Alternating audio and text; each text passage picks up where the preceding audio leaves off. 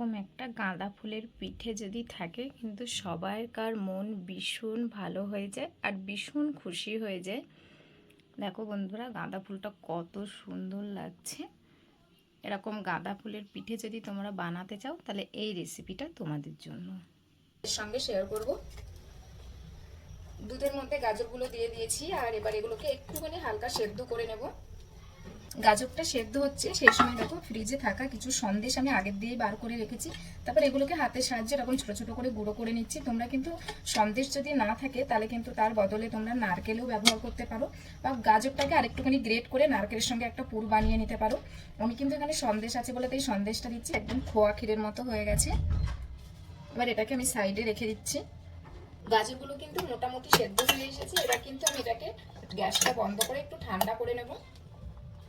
এই গরম দুধটার মধ্যে দুটো অ্যালমন্ড বাদাম দিয়ে দিচ্ছি। এটা কিন্তু অপশনাল। দুধটা ঠান্ডা হয়ে গেছে তাই একটা মিক্সচার জারে দিয়ে এটাকে পেস্ট করে নেব।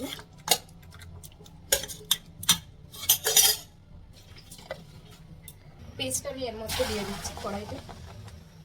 মিক্সচার জারটা ধুয়ে অল্প একটু জল আমি এর মধ্যে ব্যবহার করলাম।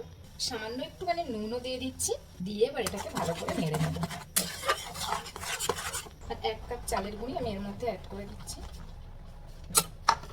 দিয়ে এটাকেও ভালো করে নেড়ে নেবো এর সঙ্গে। এবার একটা থালার মধ্যে নামিয়ে নিয়ে এটাকে মেখে নেব। ভালো করে নরম করে করে এটাকে খুব সুন্দর করে মেখে নিতে হবে।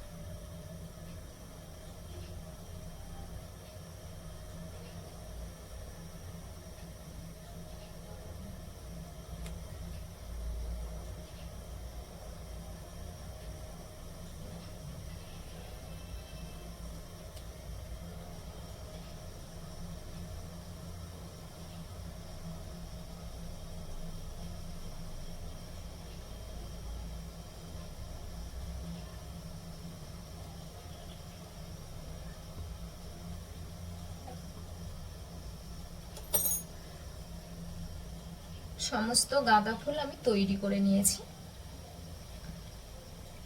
এখানে বসিয়ে দিয়েছি আগের দিয়ে জল আর এরকম একটা ঝাঁঝরি। 10 মিনিট কুক করে নেব।